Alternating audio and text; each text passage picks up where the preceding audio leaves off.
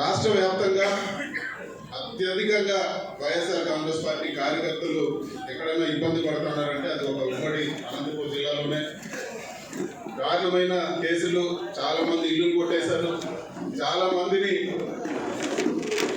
ఎన్నో రకాలుగా ఇబ్బంది పెట్టి చాలా మంది దెబ్బతిని ఆస్తులు నష్టపోయి ఘోరాతి ఘోరంగా ఇబ్బందులు పడే పరిస్థితులు,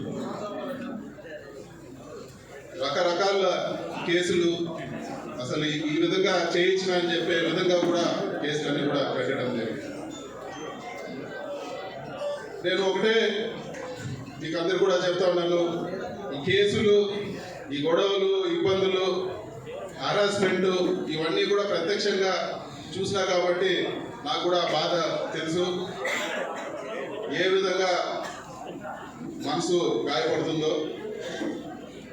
ఇవన్నీ కేసులు పెట్టారని చెప్పి నేను ఇంట్లో కూర్చొని 2 ప్రెస్ మీట్లు ఇచ్చి చంద్రబాబుని లేకపోతే ఇంకా కూటమి నాయకుల్ని శాపనార్థాలు పెడతా ఇంట్లో పడుకుంటే మన పార్టీ అధికారంలోకి వచ్చే పరిస్థితి ఉండదు.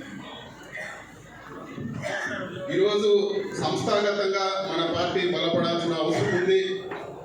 సంస్థాగతంగా బలపడితేనే మనము ఆ రిజల్ట్స్ వస్తాయని చెప్పి కూడా మీకు అందరూ కూడా తెలియజేస్తాను. నిజంగా మనకు పార్టీ పైన అభిమానం ఉంటే మనం ఈరోజు పార్టీ కార్యక్రమంలో పాల్గొని ప్రతి గ్రామంలో కూడా మన పార్టీని బలపరిచేదానికి మనం కష్టపడాలని చెప్పి కూడా మీకు అందరూ కూడా తెలియజేస్తాను. దాదాపు 14 నియోజకవర్గాల్లో కూడా ఈరోజు ఎలక్షన్ పెట్టినా కూడా గెలిచే పరిస్థితి.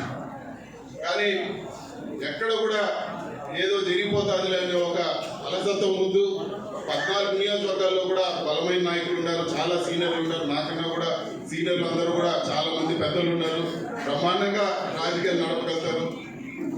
కానీ సంస్థాగతంగా ఇంకా పార్టీ బలపడాల్సిన అవసరం ఉంది.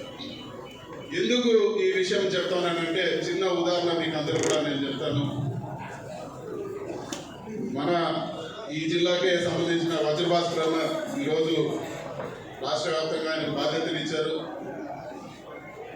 ఆయన నా దగ్గరకు వచ్చినప్పుడు నేను ఈ విధంగా చేయాలనుకుంటున్నాను, జగన్ అన్న పర్మిషన్ తీసుకున్నానంటే నేను కూడా ఆయనకు పూర్తిగా వ్యతిరేకంగా చెప్పినాను. ఏమవుతుందో లేదు, ఎవరు వస్తారు, ఎవరు చేస్తారు, ఇవన్నీ జరుగుతూ ఉంటాయి, లాస్ట్లో చూద్దాంలే అని చెప్పి చెప్పాను.